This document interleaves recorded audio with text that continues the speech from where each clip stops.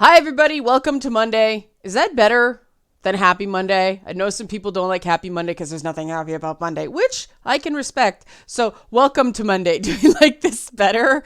Let me know in the comments. Also, I don't know how much interest this video is going to have. It's something that I realized. It's somewhat abstract and somewhat wonky, as I tend to get, kind of esoteric. But if you like it, help support this channel, become a monthly patron, patreon.com/Leanna K, because sometimes I like to do things because they actually lay down thoughts. People in game development, people in academia watch these videos, and these are the sort of things that kind of help. They're drill downs.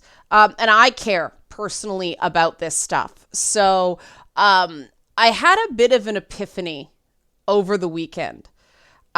When people were talking about Elizabeth Warren exiting the Democratic primary race, don't worry, it's not going to be about politics, but they talked about this factoid that they found. They kept citing the BarbaraLeeFoundation.org page. It's under Campaign Essentials, about the different perceptions and expectations of men and women. And I realized that this kind of gets flipped on its head when you step into gaming. And I'm like, you know what? This might be a source of all the freaking out, all the beyond bad faith actors. Okay, that's obviously always a thing.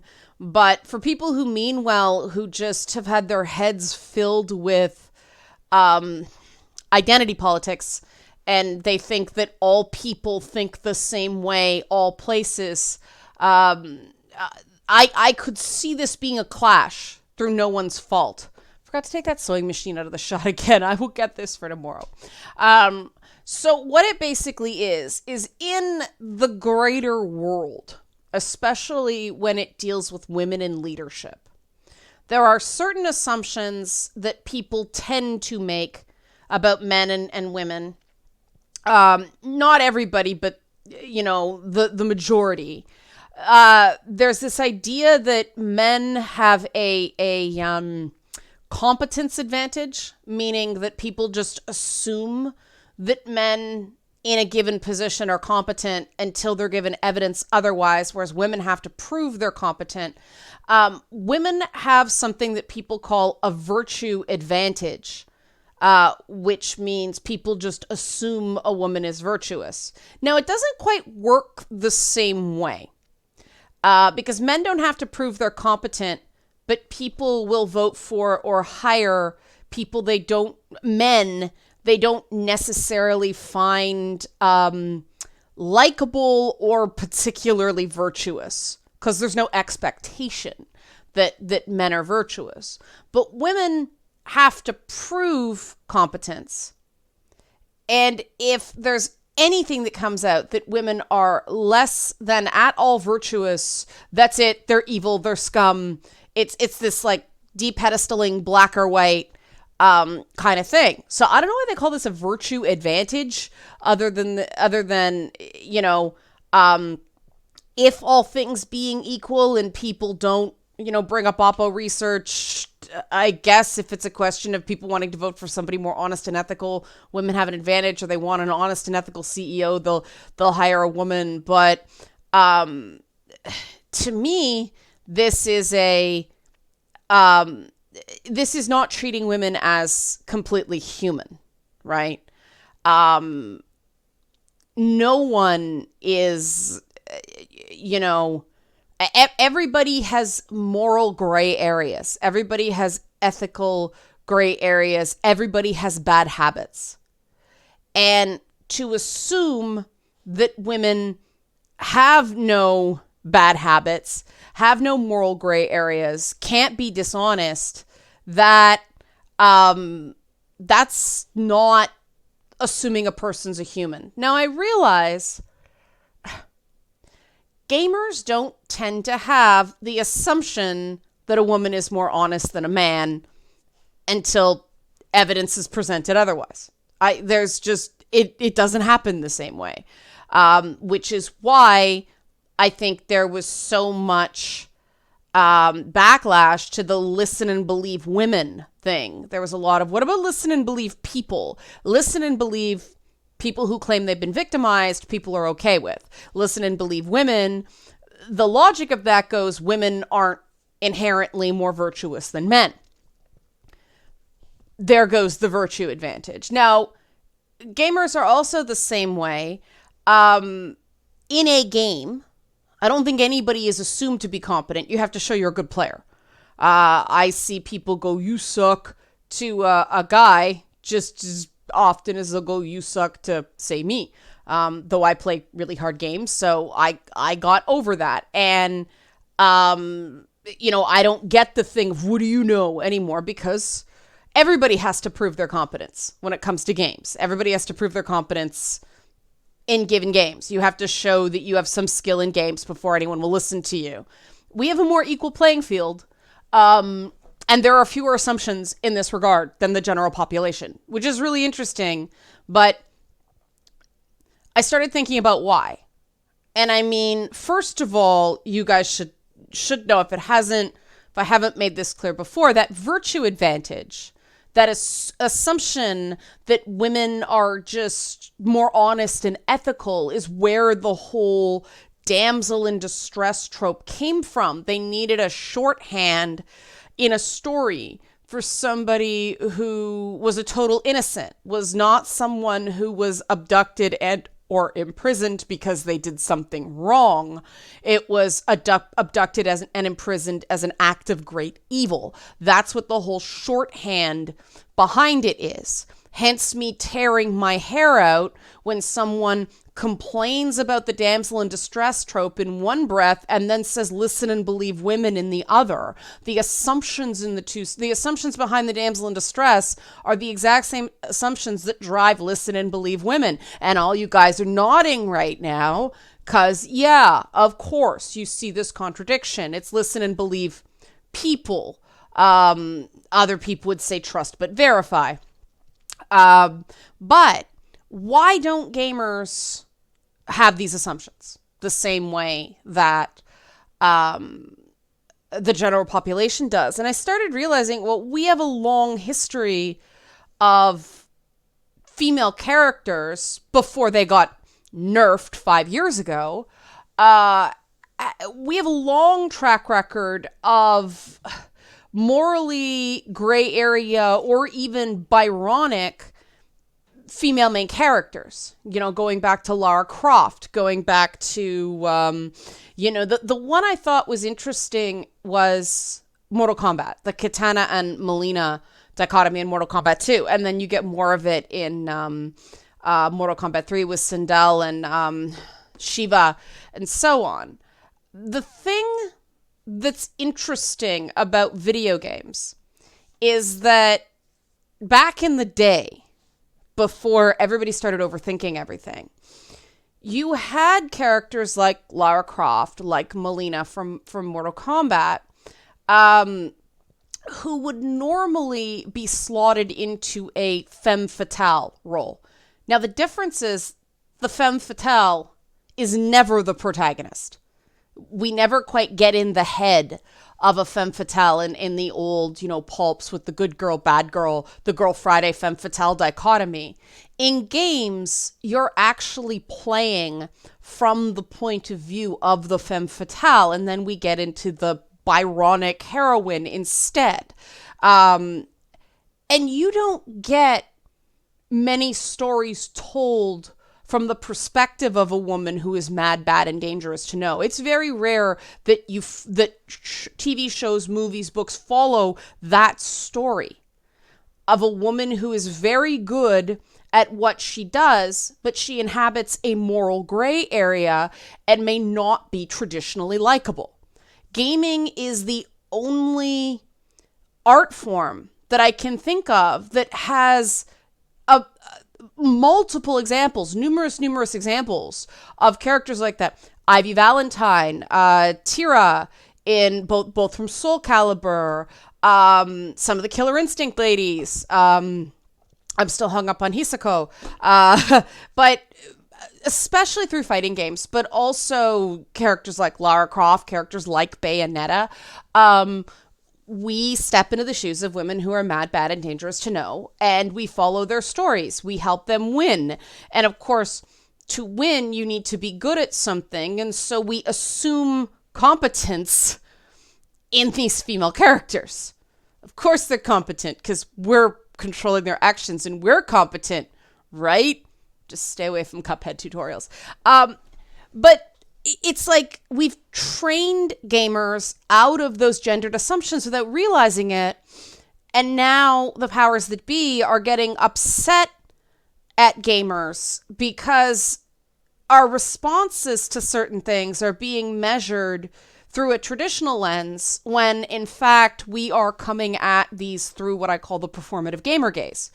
Gaming is something you do, but it's also a way of seeing the world. And this is a shining example of it. A gamer who has played those games, a gamer versus a person who plays games, because gamers, sample a great many games usually, who has encountered these competent, not traditionally likable, not traditionally virtuous women come to the table with a completely different set of assumptions than the average person.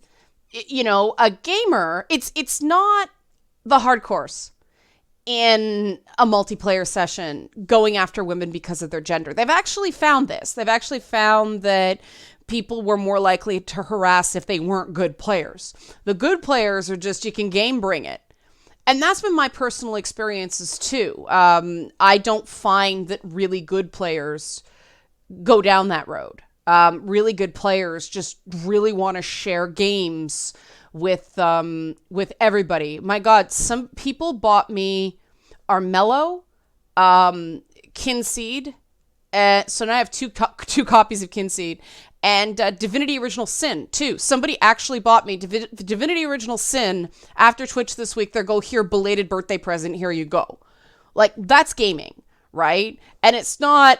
It's people are gonna go, oh yeah, you're a girl. They're showing. First of all, I'm 42 years old and married. Come on, give me a fucking break. Second of all, no, it wasn't that. It's just, no, you need to play this game. There's this flattening that happens that once you become a gamer, the other thing that comes down is that sort of male-female tension of if I do things, or if someone gives me, they want something or they expect something. If I sort of do this, they're going to think I'm coming on to her, stuff like that. That doesn't happen. It's just gamers. It's that gamer gaze again, that performative gamer gaze. And so we get into issues because, when a gamer protests the idea of listen and believe women, for instance, going back to that example, a person who is not coming at it from that performative gamer gaze, it's like, oh, that's benevolent sexism turning hostile. That is an MRA thing where, oh no, women are liars. And it's not that hostile stereotype. It's someone going, no, women are people. And all people are capable of lying. It's actually the correct, like, egalitarian, equal view of things. But because the average person has this virtue competence bias that's gendered, and gamers don't have that to the same degree, because it's essentially been trained out of us, we are literally coming at these things from two different perspectives, and intents are getting misconstrued. And I think this is the reason why a lot of people have resoundingly negative reactions to a lot of quote unquote feminist content in video games. First of all, they rarely show an awareness of video games. And so, yeah, you see, they assume they don't know anything until they prove it. No, I've seen gamers take men apart for a lack of awareness of subject. I know I've done it when somebody says something utterly ridiculous. I think it was about Bayonetta. But somebody says something utterly ridiculous. Oh no, it was about Big Barda. That's right. That some guy, he was writing about Meghan Markle wanting a superhero part and something about Big Barda, and they said that Big Barda is just a cheap Wonder Woman copy, and I was like, what? Like, the only things that Big Barda and Wonder Woman have in common are they're tall and they have black hair. That's where the similarities end. Big Barda's freaking awesome. Wonder Woman's awesome. And holy shit, you are actually shitting on a Jack Kirby New Gods character and claiming to be somebody qualified to write about comics. There was no assumption of competence there. I do not find, and I think this is another interesting wrinkle to this, because of the perception that, how do I say this without offending? This is not my opinion. I'm saying what the perception is, that gamers are little cretins who shit all over the enthusiast media that is representing them. And again, that's not what's going on. Gamers are like, you don't represent us. You've displayed absolutely no reason why we should listen to you. Unlike the average person who looks at an op-ed column and just sort of assumes that if somebody's writing for a major publication, they should know what they're talking about. Gamers don't come in with that assumption. I don't come in with that assumption. I actually look down at the bottom at the little byline where people list their credentials, and I'll scroll down, decide whether this is worth my time, and then scroll back up again if it sort of passes the, all right, this person is some sort of expert in subject. If it's just so-and-so as a blogger and op-ed writer, moving on. That's no knowledge of subject proven. But I really think this is the thing. You guys will obviously let me know if you think this is a thing or not. But it is interesting how different the perception is. And I think part of the problem with the enthusiast gaming press is that these companies these sites are owned by companies that own other websites, right? Sports and politics and women's stuff and, I don't know, knitting, ant colonies. Why did I say ant colony? Because somebody sent me pictures of their ant colony and it was cool. But in every other site, there's going to be this assumption of competence, except for perhaps politics where, partisan attack dogs are a thing. And then there's gamers who don't assume competence. You have to prove competence. And let me be clear. It's really simple to prove competence. Just get on Twitch or post some of your gameplay and show that you can play, right? Or display a certain awareness of subject in your video or in your article or in your review. But if you're like a manager, sort of an omnibus company, managing all these sites, and you don't know that there's a critical difference of how gamers perceive the world and interact with it, you're going to go, well, why is all this fine? And then this is an absolute garbage fire. They're not going to necessarily understand why the reaction is different. And I think this is the reason the reaction is different. I've said for a while that, being a games writer is one of the hardest jobs you can have because you have to know about art history and story construction and game mechanics and basic coding, visual design. You have to know a lot of stuff to really be good at this, and the pay is shit. Why does anybody do this? I don't know. But, not enough game sites give new writers the opportunity to prove themselves as someone who likes games and someone who is reasonably good at games before they push them into this hot take op-ed. Because normally what you do is you pitch a freelance article, which means it has to be better than the staff writers because the staff writers just like churn, right? And so it's got to be something to drive traffic so you'll actually get paid for it. So it's some version of a hot take one way or another. There's a reason I hate freelance writing.